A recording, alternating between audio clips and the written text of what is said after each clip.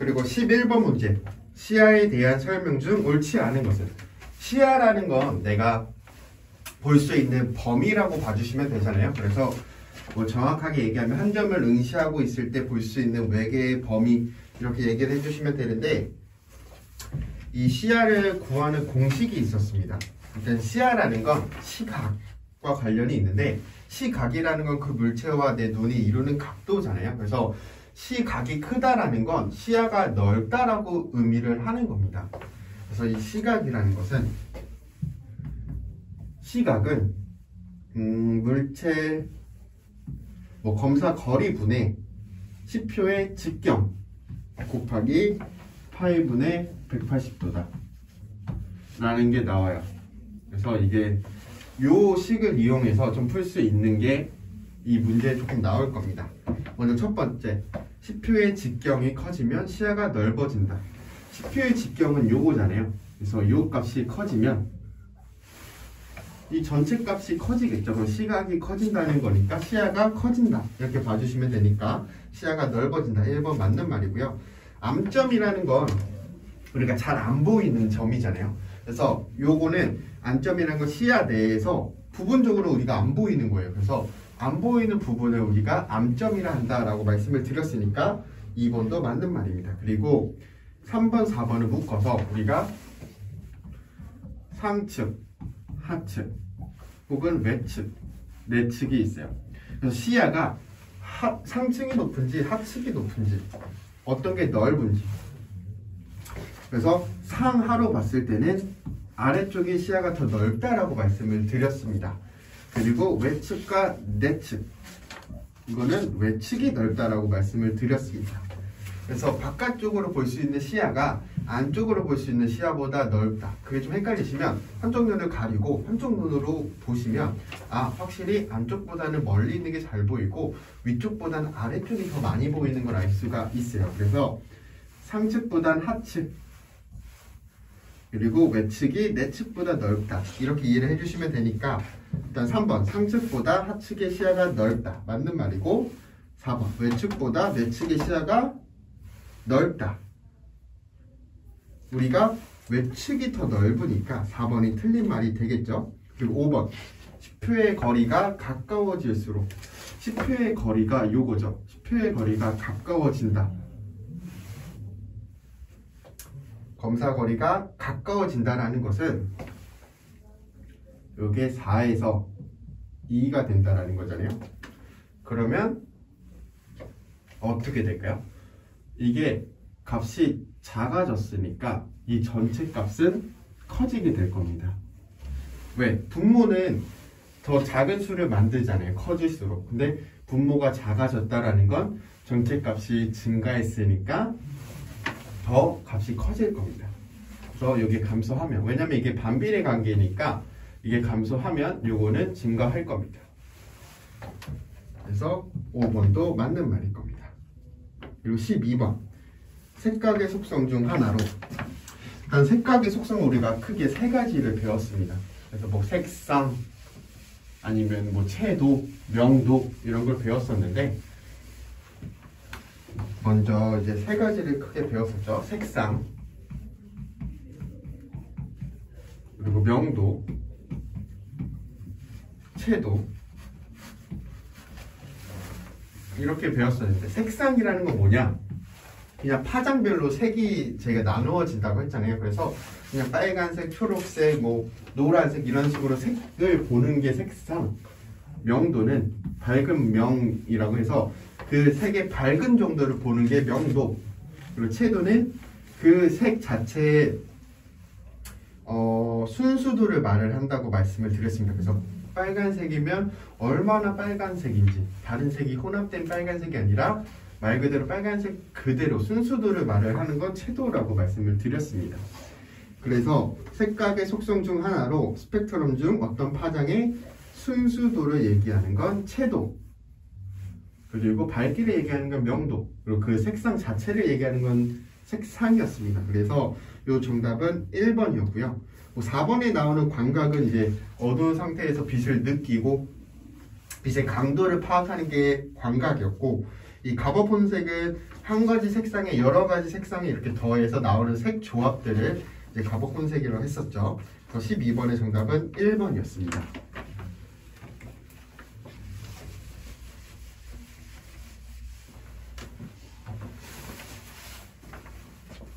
그리고 13번. 생명인 아버지와 보인자의 어머니 사이에서 색각 이상인 자녀가 태어날 확률. 일단은 생명인 아버지와 보인자인 어머니. 보인자라는 건 색각 이상은 아니지만 색각 이상 유전자를 가지고 있는 사람이잖아요. 그래서 이런 어머니와 이런 아버지 사이에서 낳을 수 있는 경우를 한번 볼게요.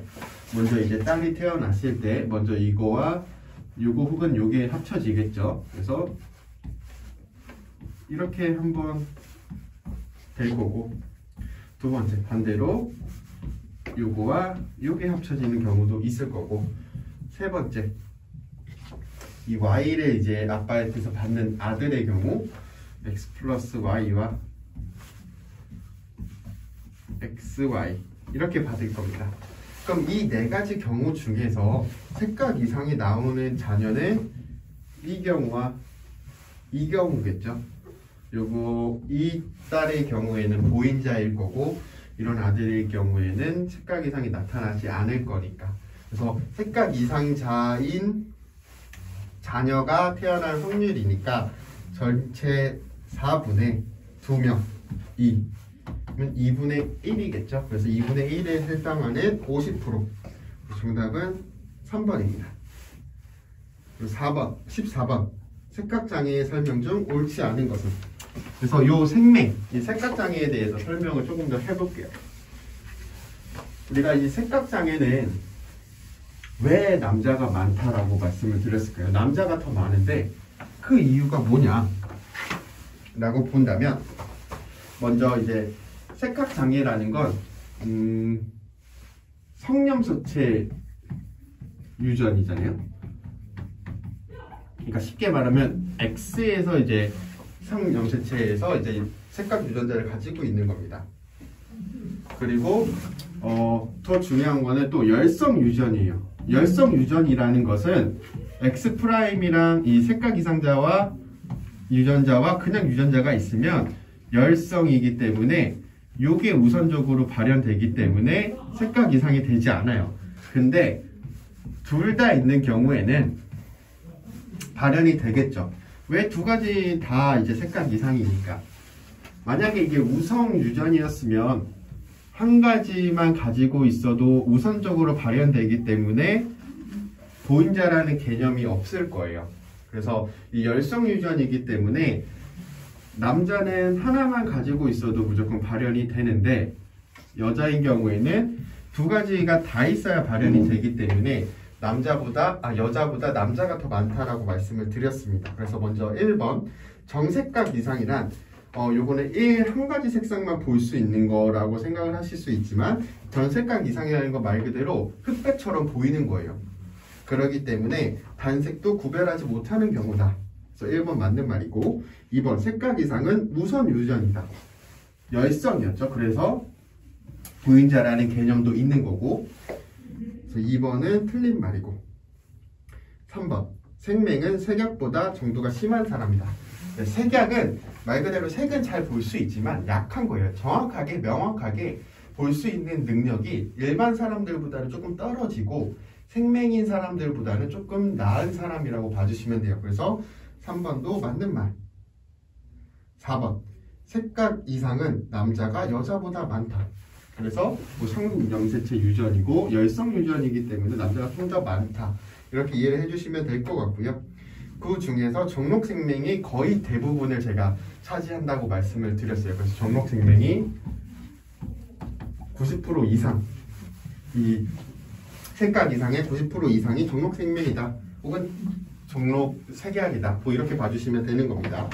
14번의 정답은 2번입니다. 우성유전이 아니라 열성유전이죠. 그리고 15번 문제는 이제 야맹에 대한 설명이에요. 야맹이 뭐냐면 밤야, 맹, 잘 안 보인다. 그러니까 밤에 잘 안 보이는 사람이에요. 야맹이라는 건 밤에 잘 안 보여요. 근데 우리가 어두운 곳 혹은 주간이 아닌 야간에 활성화되는 시세포가 뭐였죠? 추체였습니다. 추체. 간체였습니다. 간체. 죄송합니다. 간체였습니다. 이건 어두울 때 활성화가 되는 거니까. 그리고 밝을 때는 추체였고. 그럼 추체는 주간과 관련이 있겠죠. 그래서 야맹은 간체와 관련이 있다. 이 정도만 생각을 해주시고, 일단 1번 야맹은 암수능의 장애이다. 그러니까 암수능이라는 건, 수능이라는 건 어떤 상황에, 환경에 적응하는 거잖아요. 근데 암수능, 어두운 상황에 적응하는 거기 때문에 어두운 곳에서 이제 잘 보이게 되는 게 암수능인데, 야맹이라는 건 어두운 곳에서 잘 안 보이는 거니까 이 암수능을 잘 못하는 거예요. 그래서 1번 암수능의 장애이다. 이건 맞는 말이고요. 2번 어두운 곳에서는 잘 보이지 않는 것. 말 그대로 밤 잘 안 보인다. 어두운 곳에는 잘 안 보이는 거죠. 2번도 맞는 말입니다. 그리고 3번 야맹의 대표적인 질환은 전센맹이다. 이 야맹은 간체에서 하는 거고 추체는 주간에 되는 거잖아요. 근데 우리가 색깔, 형태를 인식하는 건 간체가 아니라 추체였습니다. 추체. 이 추체가 색상, 형태 이런 거를 구별을 하는 데 사용을 하기 때문에 이 전센맹이라는 건 말 그대로 단색도 구별하지 못하고 흑백처럼 보이는 거잖아요. 색을 인식을 못하는 거이기 때문에 이 추체와 관련이 있는 겁니다. 그래서 야맹의 대표적인 질환은 전센맹이 아니라 이거는 추체 이상이기 때문에 주간맹과 관련이 있는 겁니다. 3번은. 그래서 주간맹의 대표적 질환은 전센맹이다. 이렇게 들어갔었어야 되는 거고요. 정답은 3번입니다. 그리고 4번 비타민 A 결핍에 의해서도 일어난다. 요거는 기본적으로 많이 아실 거예요. 고등학교 때도 많이 배워서 비타민 어떤 게 부족하면 어떤 병이 생기는지. 그래서 비타민 A는 야맹증과 관련이 있죠. 그래서 4번도 맞는 말이고요. 5번 간체의 기능장애다. 왜냐? 야맹은 간체와 관련이 있겠죠. 조도가 어두운 곳이니까. 그래서 정답은 3번이었습니다. 16번 렌즈에 대한 설명 중 옳지 않은 것은? 일단 렌즈는 우리가 이제 계속 배울 거예요. 안경광학, 조제 가공 이런 데서도 우리가 안경광학과니까 안경에 관련된 렌즈에 대해서 굉장히 많이 배울 거예요. 그래서 1번 볼록 렌즈는 중안부가 두껍다. 이거 볼록 렌즈는 이렇게 생긴 거죠. 그래서 중안 부위가 주변부보다 두껍다. 맞는 말이죠. 그래서 우리가 빛을 출연을 해준다 했었으니까 1번은 맞는 말. 그리고 안경 렌즈는 소재 종류에 따라 각기 다른 일정한 광학 전수를 가지고 있다. 우리가 안경 렌즈는 종류마다 굴절률을 가지고 있고 아배수를 가지고 있고 특정한 본인만의 광학 정수를 가지고 있는 거예요. 그래서 굴절률은 빛을 꺾을 수 있는 능력이기 때문에 굴절률이 높으면 렌즈가 얇아도 빛을 많이 꺾을 수 있었다고 말씀을 드렸었고, 아배수라는 건 빛의 선명도, 우리가 상의 선명도와 관련이 있어요. 분산의 역수이기 때문에 빛이 분산되는 거에 반대 개념이니까 빛을 명확하게 볼 수 있게, 그래서 아배수가 높은 렌즈가 좀 좋다라고 말씀을 드렸었습니다. 그리고 3번 볼록 메니스커스형 렌즈 혹은 4번 오목 메니스커스형 렌즈. 이 메니스커스형 렌즈는 둘 다 그러니까 볼록처럼 오목처럼 이렇게 되어 있으면 명확한데, 이 메니스커스형이라는 건 같은 방향으로 둘 다 꺾여 있는 거예요. 근데 볼록 메니스커스형은 중안부가 두꺼워야 되기 때문에 극단적으로 그려버리면 이렇게 되는 거예요. 그리고 오목 메니스커스형은 이렇게 되는 겁니다. 둘 다 같은 방향으로 꺾이는 거죠. 근데 이 중안부가 두꺼운 게 볼록 메니스커스형, 주변부가 두꺼운 게 오목 메니스커스형입니다. 그래서 3번, 4번 한번 볼게요. 볼록 메니스커스형 이거를 조금 더 아예 극단적으로 그릴게요. 이런 식으로 그려볼게요. 이거 이쪽으로. 볼록 메니스커스형의 렌즈는 전면의 곡률 반경이 후면의 곡률 반경보다 짧다. 곡률 반경이 짧다라는 건 이쪽에서 곡률 반경이 짧은 거, 곡률 반경이 긴 거.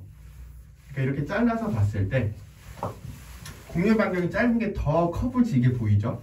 그래서 이게 더 커브졌으니까 전면의 곡률 반경이 짧다, 후면의 곡률 반경이 길다, 이렇게 봐주시면 되니까 볼록 메니스커스형의 전면의 곡률 반경이 짧다, 맞는 말이죠. 4번 오목 메니스커스형 렌즈는 전면의 곡률이 크다. 곡률이라는 건 꺾인 정도잖아요. 그래서 꺾인 정도는 전면이 클까요? 후면이 클까요? 후면이 더 이렇게 꺾여 있죠. 그래서 후면이 곡률 반경이 더 크다. 곡률이 크다. 그래서 곡률 반경은 짧다. 이렇게 얘기할 수 있으셔야 됩니다. 곡률이라는 거 꺾인 정도니까 곡률은 후면이 더 크고 곡률 반경은 반지름이기 때문에 후면이 더 짧다. 이렇게도 얘기하실 수가 있어야죠. 그러면 4번이 틀린 말입니다. 왜냐면 곡률은 후면이 더 큰 거니까. 그리고 5번 볼록 렌즈는 이렇게 수렴하는 렌즈다. 그래서 5번도 맞는 말. 그래서 정답은 4번입니다.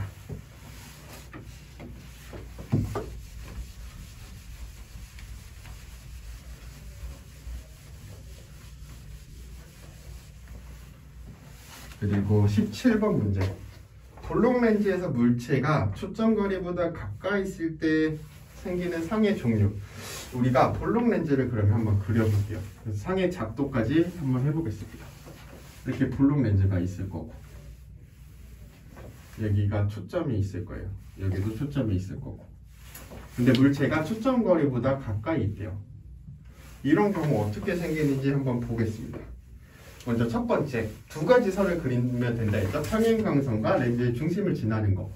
평행광선은 초점을 지날 겁니다. 그리고 렌즈 중심을 하나는 지날 거예요. 그러면 이 빛은 뒤쪽에서 안 만나겠죠. 그래서 이거를 가상의 선으로 이렇게 이어서 이쪽에서 만나겠죠. 그래서 이렇게 생길 겁니다. 그러면 초점거리보다 물체가 가까이 있으면 직접적으로 만나는 게 아니라 이미 선을 그어서 만났기 때문에 허상일 거고, 그리고 물체가 커졌죠. 그래서 확대된 정립, 뒤로 반대로 되는 건 도립. 그래서 정립, 허상이다. 그래서 확대된 정립 허상이 나타날 거다. 그래서 정답은 5번입니다. 그래서 우리가 이 초점 거리에 따라서 어떤 상이 생기는지는 조금 이해를 해주시면 좋아요. 18번 난시가 마이너스 4.00 디옵터의 AX 180축, C-4.00 AX 180축의 렌즈를 한번 일단은 그려볼게요. 일단 원주 렌즈라는 것은 경선마다 축마다 굴절력이 다른 렌즈잖아요. 그래서 C-4 AX가 180이래요. 그럼 여기가 180축이고 여기가 90축이면 180이 0이라는 거죠. 축방향. 여기가 0디옵터. 그리고 180도 방향에 90도인 90도에는 마이너스 4디옵터가 있을 겁니다. 근데 우리가 여기서 문제 물어보는 건 여기 45도.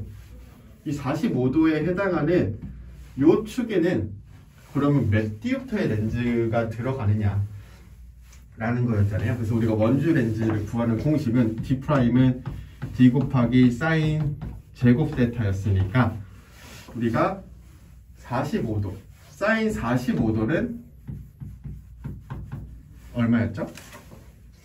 2분의 루트 2죠. 근데 거기에 제곱이니까 4분의 2가 될 거예요. 그러니까 D는 마이너스 4디옵터. 그래서 마이너스 4 곱하기 4분의 2다 라고 하면 마이너스 2.00 디옵터가 되겠죠. 그러면서 이 45도에는 마이너스 2.00 디옵터가 들어가는구나. 혹은 뭐 30도, 60도일 때는 이 사인에만 그 값을 넣어주면 값을 구할 수가 있겠죠. 그래서 정답은 3번이 될 겁니다. 그리고 19번 렌즈미터의 설명 중 옳지 않은 것은, 우리가 이 렌즈미터라는 것은 뭐 굴절력을 볼 때 혹은 렌즈의 중심을 찍을 때 사용을 하는 거였잖아요. 그래서 망원경식이 있었고 무슨 투영식이 있었고, 그래서 망원경식은 이 수동이라고도 불리고 이렇게 뭐 시도 조정도 해야 되고 이렇게 말씀을 드렸었죠. 그래서 그 망원경식의 장점은 빛이 적어도 명확한 상을 맺힐 수 있는 장점이 있는 대신에 시도 조정을 해야 된다고 했습니다. 어떤 게? 망원경식이. 그래서 이거를 우리가 2학년 3학년 때 가면 렌즈미터를 배우면서 뭐 시도 조정도 하고 이런 걸 배울 텐데, 그래서 이 렌즈미터는 먼저 1번 렌즈의 상측 정점 굴절력이 측정이 가능하다. 그러니까 렌즈의 상측 정점 굴절력, 이 렌즈가 가진 굴절력을 파악할 수 있다. 맞는 말이죠. 2번 렌즈의 광학중심점을 측정할 수 있다. 그래서 이런 렌즈에다가 광학중심점을 측정을 해서 이 광학중심점과 내 눈의 동공 위치를 정확하게 맞춰서 안경을 조제를 해야 되기 때문에 이 광학중심점을 체크를 할 수가 있습니다. 그리고 3번 난시 렌즈의 굴절력과 축방향도 다 측정이 가능하고요.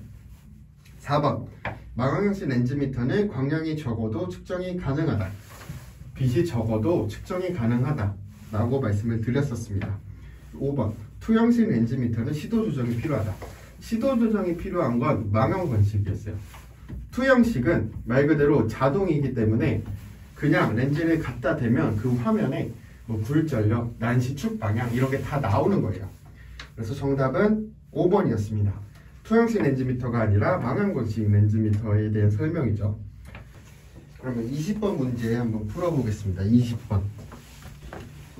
20번은 검연법에 대한 얘기인데, 검연법이 뭐였죠? 검연기를 통해서 이 사람의 눈의 굴절력을 검사하는 거잖아요. 그래서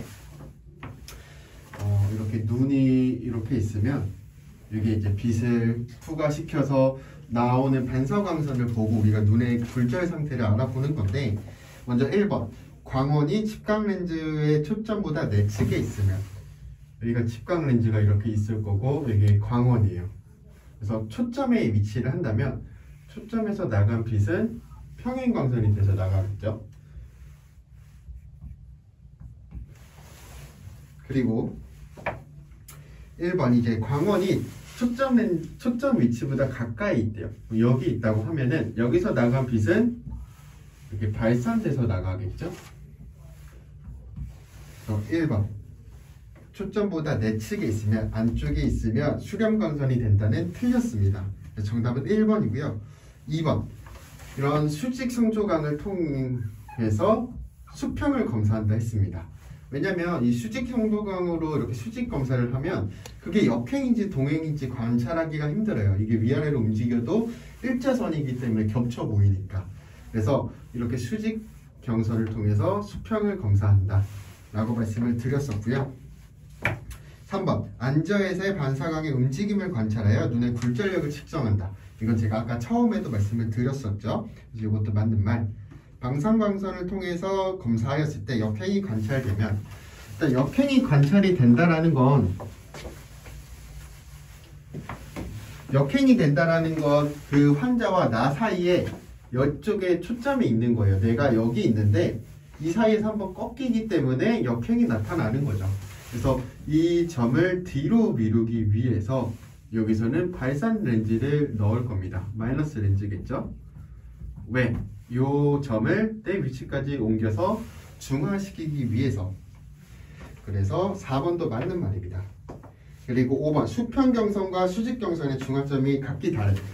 수평경선에서는 3디옵터 플러스 3디옵터가 나왔고, 예를 들어서 수직경선은 플러스 2디옵터가 나왔다면 우리가 이 사람은 난시가 있다라고 판단을 할 수가 있는 거죠. 왜? 수평경선과 수직경선의 굴절력이 다르니까.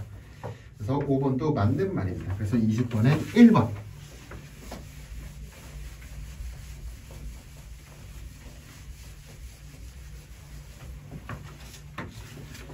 그 다음에 21번 문제 보겠습니다. 검연기를 통해 발사광선으로 50cm에서 검사했을 때 동행이 나왔대요. 눈에서 여기 무슨 렌즈가 있는 눈이겠죠. 이게 정시라고 하면 그럼 여기서 이렇게 평행강선이 나왔을 때 어디서 뭐 빛이 이렇게 모일 텐데 동행이 보였다는 건 내가 이 앞에 있다라는 거잖아요. 왜냐면 내 앞에서 꺾인 게 아니고 내 뒤에서 꺾이기 때문에 이 점을 여기까지 당겨오기 위해서 앞에는 플러스 렌즈를 넣어서 이게 중화가 되게끔 만들 겁니다. 근데 우리가 50cm에서 중화가 되는 눈은 2디옵터의 근시를 가진 눈으로 만드는 거니까 62디옵터가 되는 거예요. 여기에 지금 보니까 펌브 렌즈로 여기 플러스 2디옵터를 넣으니까 중화가 됐대요. 그 말은 이 플러스 2디옵터를 넣으니까 이 사람의 눈이 62디옵터가 됐다라는 거니까 이 사람은 원래 60디옵터죠. 왜? 2디옵터를 넣으니까 근시 62디옵터가 된 거니까 60디옵터라는 사람은 정시라고 볼 수가 있는 거죠. 그쵸? 그래서 요거는 지금 문제가 22번 문제가 되겠네요. 22번 문제. 그리고 21번 문제는 이제 50cm에서 검사했을 때 동행이 나왔다고 하면 내 사이에 초점이 있는 게 아니고 내 뒤쪽에 있거나 완전 뒤쪽에 있거나 아니면 그냥 평행광선이거나 이런 경우니까 21번에서 일단 50cm에서 동행이 나왔다는 건 2디옵터보다 약한 근시 혹은 정시 혹은 원시이기 때문에 여기서 정답은 5번입니다. 2디옵터의 근시면 50cm에서 중화가 됐었겠죠. 그리고 22번은 50cm에서 검사했을 때 플러스 2디옵터로 중화가 됐으니까 이 사람은 60디옵터인 정시다. 그래서 1번이 될 겁니다. 그리고 23번.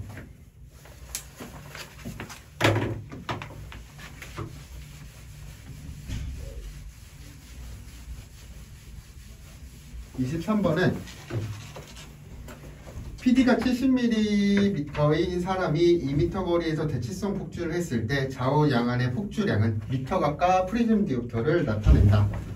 우리가 미터각은 어떻게 나타내죠? 미터각은 거리분의 1이었어요. 이 거리는 회선점부터 물체까지. 근데 지금 거리가 2m라고 했으니까 2분의 1이죠. 그러면 0.5 미터각은 0.5가 될 거고 우리가 프리즘 디옵터는 미터각 곱하기 PD였어요. PD는 센티미터 단위였고 근데 지금 70mm니까 7 미터각이 0.5 곱하면 3.5가 될 겁니다. 그러면 미터각은 0.5 미터각이고 프리즘은 3.5 프리즘이 되겠다 라고 풀어주셔도 되고 전에도 말씀드린 것처럼 이걸 잘 모르겠다 라고 하면 그림을 그려주시면 됩니다. 그림을 그려서 이렇게 삼각형을 그리겠죠.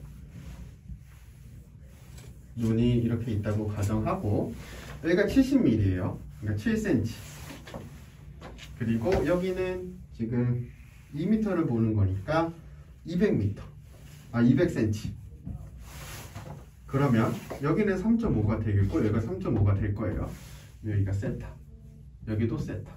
이렇게 봤을 때 우리가 100 탄젠트 세타가 프리즘 디옵터였잖아요. 그럼 탄젠트 세타가 200분의 3.5입니다. 200분의 3.5 곱하기 100 그냥 프리즘 디옵터. 이 한쪽에 프리즘 디옵터가 될 거예요. 이렇게 나누면 2분의 3.5가 이쪽에 프리즘 디옵터가 되니까 이게 두 개가 있으니까 곱하기 2를 해주겠죠. 그러면 이게 약분이 되고 3.5 프리즘 디옵터가 된다. 이렇게 풀어도 됩니다. 그래서 정답은 4번. 그리고 24번은 폭주의 종류가 아닌 것은 그래서 우리가 2번, 3번, 4번, 5번은 우리가 폭주의 종류에서 배웠었죠. 긴장성 폭주는 평상시에 하는 거고 조절성 폭주는 조절하는 만큼 한번 조절할 때 조절하는 만큼의 할 때 얼마만큼 폭주를 하는지가 조절성 폭주. 그 세 번째 윤상성 폭주는 양안 단일 시할 때 하는 폭주.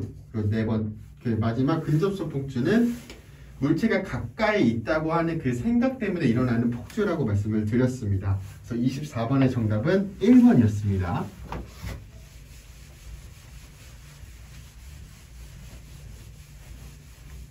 그리고 25번.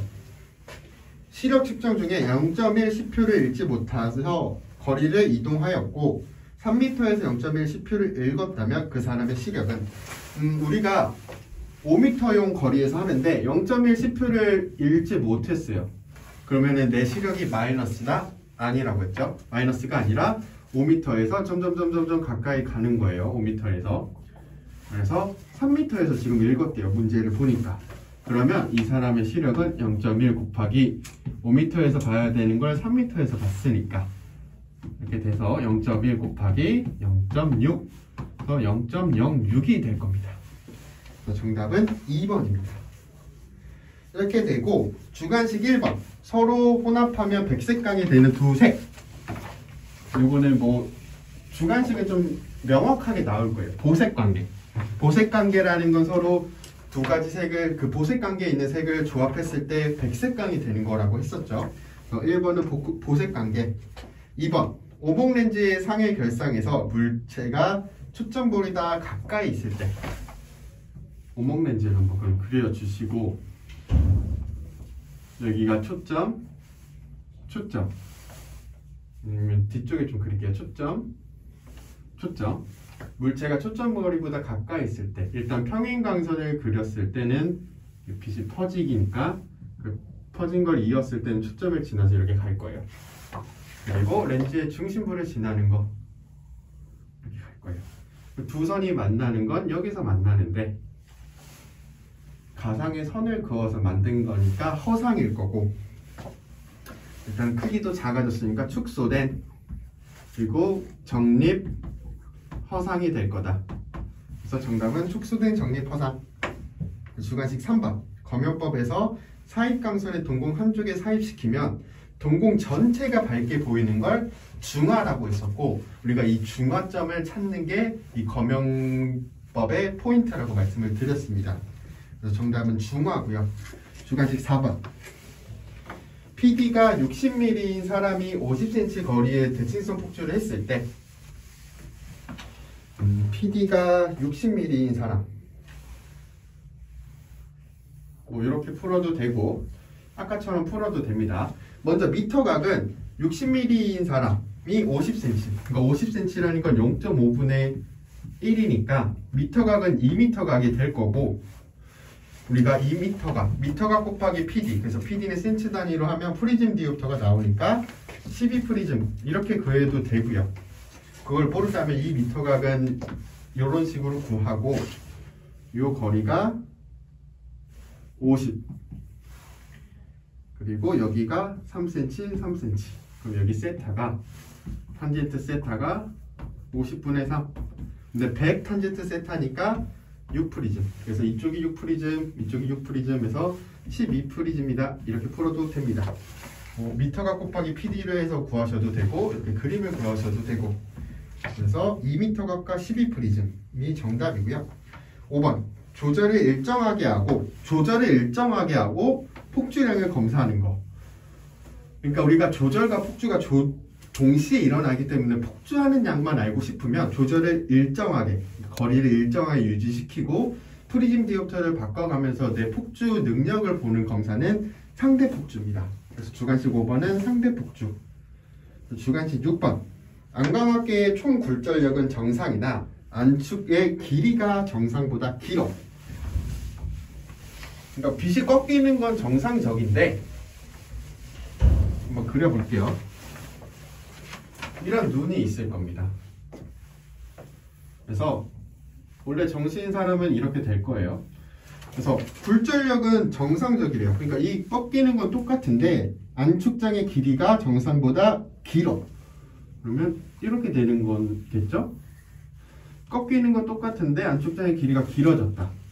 그러면 앞에 맺히는 거니까 근시일 거고 굴절력이 이상이 아니라 안축의 길이가 긴 거니까 축성 근시다 라고 생각을 해주시면 됩니다. 그래서 주관식 6번은 축성 근시 주관식 7번.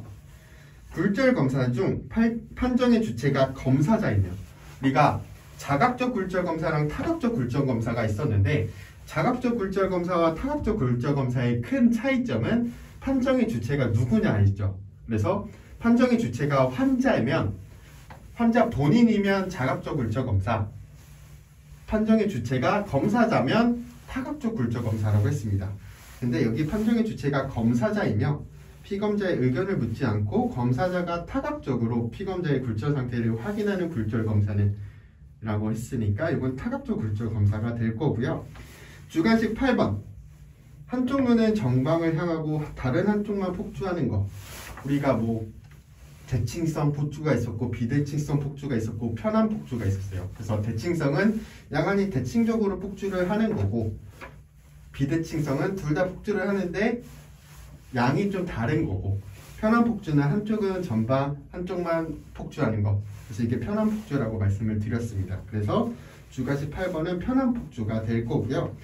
뭐 이렇게 하시면 일단은 안경학개론 수업 자체가 이제 학기가 끝났어요. 이제 2학년 되시면은 실무 과목도 많을 거고 굉장히 다양한 과목을 이제 배우기 시작할 건데, 그 과목들에서 가장 기본적이 되는 과목이니까 조금 내용도 많고 복잡했을 수도 있는데, 지금 배웠던 내용들을 토대로 우리가 2학년, 3학년, 4학년 수업을 더 잘 할 수 있을 거라고 생각이 듭니다. 그래서 한 학기 동안 수업을 따라와 주시느라 정말 고생 많으셨고 정말 수고 많으셨습니다. 그리고 너무 감사드리고, 지금 정리하는 것들만 잘 이해하고 있으셔도 2학년, 3학년, 4학년, 그러니까 학년이 높아졌을 때 잘 이해하고 잘 따라갈 수 있을 것 같습니다.